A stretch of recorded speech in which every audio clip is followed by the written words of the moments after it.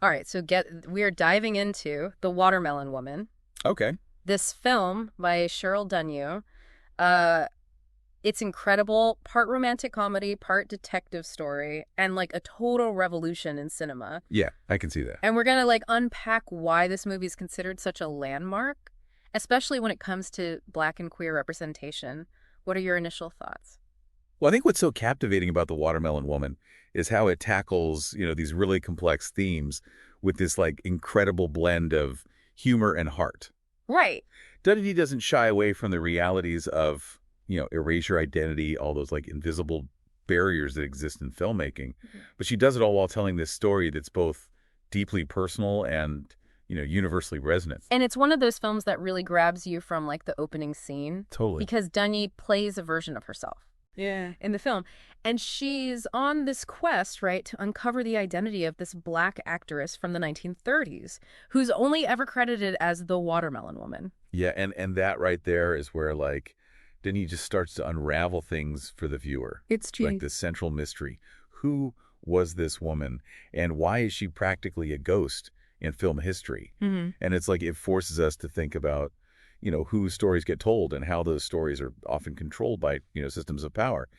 We're just talking about the 1930s here. Like, Black actresses were rarely given complex roles. Right. They were relegated to stereotypes, their talents overlooked. Exactly. And it's like she's giving a voice to all those forgotten performers. Yeah. Right. All those artists who were denied their rightful place in history.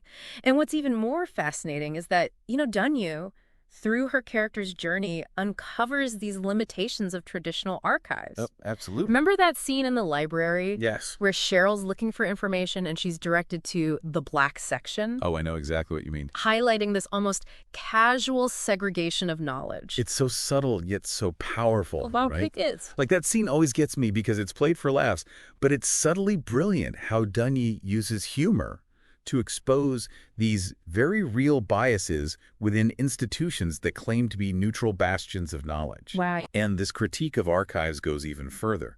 There's that hilarious scene at the Center for Lesbian Information Technology, or the CLIT archives, as Dunye cleverly puts it, where Cheryl learns that even within marginalized communities, there is still this separation of Black history and lesbian history. It's true. It's like she's saying that even in spaces that are dedicated to, challenging the mainstream, Right. those same power dynamics, those same barriers to access are still present. Absolutely. And this is where it gets really interesting. The ending of the film throws us for a loop. Oh, yeah. Now, I don't want to spoil it for our listener, but let's just say that Dunye makes us question everything we think we know about the Watermelon Woman. She really does. The brilliance of that ending lies in how Dunye flips the script. She's not just critiquing the lack of representation. She's actively confronting it, challenging us to consider the very nature of historical narratives. Like, what we accept as fact is often a very carefully constructed presentation. Okay. And those narratives often silence the voices that don't fit neatly within them. And it makes you think, what happens when those voices are lost? What happens when the archives are incomplete? When the stories haven't been deemed, worthy of remembering? That's where the power of the Watermelon Woman truly shines. Dunye isn't just lamenting those lost histories, she's creating her own. And she's not just inventing a character, right? She's crafting this whole fictional archive around Faye Richards. Photographs and documents, blurring the lines between what's real and imagined. Yeah, and by doing so, she highlights how easily history can be manipulated. Yeah. What we perceive as truth is often the result of very deliberate choices about what to include and what to omit. Yeah. It's she's inviting us to question everything we see, Right. to consider the perspectives that might be missing. Totally. And speaking of perspectives, The Watermelon Woman doesn't shy away from exploring these complexities. Oh, totally. Within the LGBTQ community itself. Right. Cheryl's relationship with her white girlfriend, Diana, brings some of those tensions right to the forefront. For sure. Their relationship becomes this really fascinating lens through which Dunye examines interracial dynamics, cultural appropriation, even just the ways in which desirability is constructed even within marginalized groups. Remember those scenes with Cheryl's best friend, Tamara? Oh, yeah. She does not hold back, directly challenging Cheryl about seeking validation from white women. Oh, those scenes are so powerful. Aren't they? Tamara, does not let Cheryl off the hook at all. No, she does not. And their friendship, while strong, it's definitely tested. It is. By their differing perspectives on race and representation. And what's brilliant is that Dunye echoes this tension through the mystery of Faye Richards and her rumored relationship with her, white female director. That parallel is so smart. By weaving together these different storylines, Dunye reveals how issues of power, representation, and who gets to tell their story can manifest in surprising ways. Yeah. Even in spaces we often think of as safe havens. It's those moments where you realize that even within communities that are fighting for social justice, right, there are still these unspoken hierarchies, these ingrained biases that need to be addressed. Oh, for sure, for sure. And let's not forget the historical context of all of this. I mean, the 1990s saw this intense backlash against art that dared to portray LGBTQ relationships openly and honestly. Oh, totally. And The Watermelon Woman, with its frank depiction of a lesbian relationship, landed right in the middle of that firestorm. Oh, yeah. That now infamous sex scene between Cheryl and Diana sparked outrage and even led to debates about the film's funding from the National Endowment for the Arts, or NEA. Right. The fact that the film ignited such a controversy, it speaks directly to the very themes that Dunye explores. It really does. It underscores the power of art to challenge norms, right?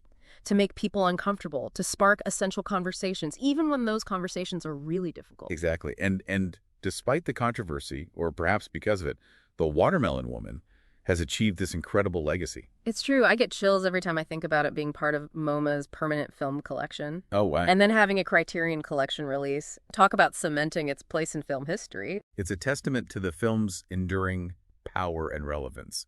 It transcends any single label or genre. We're talking a cornerstone of new queer cinema.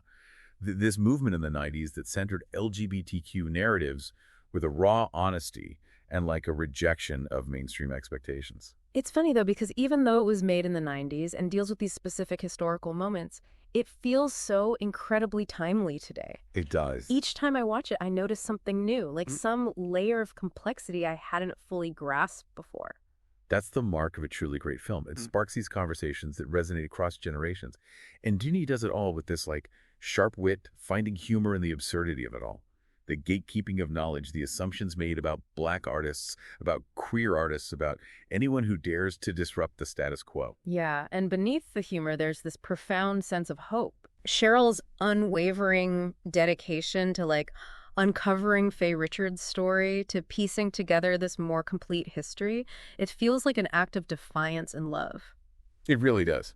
It's she's reminding us that even amidst the struggles and the silences, there's still this profound power in reclaiming those lost narratives. It is. In celebrating the stories that have been, pushed to the margins. Yeah, and recognizing that history isn't this fixed, untouchable entity. Right. It's a living conversation. Yeah. Constantly being reshaped and reinterpreted. Yeah. And we all have a role in shaping that conversation. Yeah. In ensuring that those marginalized voices are heard and celebrated. And that doesn't just apply to filmmakers or historians, right? Right. It makes you think about your own family history, your community, those stories that haven't been given their due, those perspectives that have been overlooked. Precisely.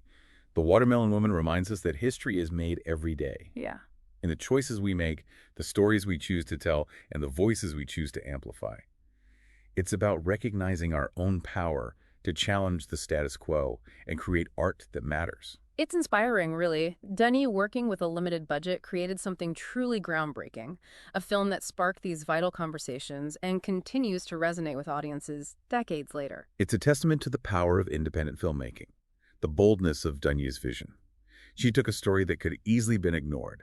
This story about a Black lesbian filmmaker searching for a forgotten actress and transformed it into this cinematic triumph. And with that, we come to the end of our deep dive on The Watermelon Woman.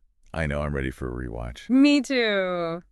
But before we go, we always like to leave our listeners with something to ponder. Right. A thought to carry with them as they go about their day. A spark to ignite further exploration. Exactly. We've seen how Cheryl Dunye took it upon herself to create her own history, her own archive, with The Watermelon Woman. So it makes you wonder what other stories are out there. Oh, yeah. Hidden in the margins, waiting to be discovered, waiting to be brought to life. What responsibility do we have as viewers, as consumers of art, to seek out and uplift those untold narratives? That's a good question. Thanks for joining me on this deep dive. Until next time.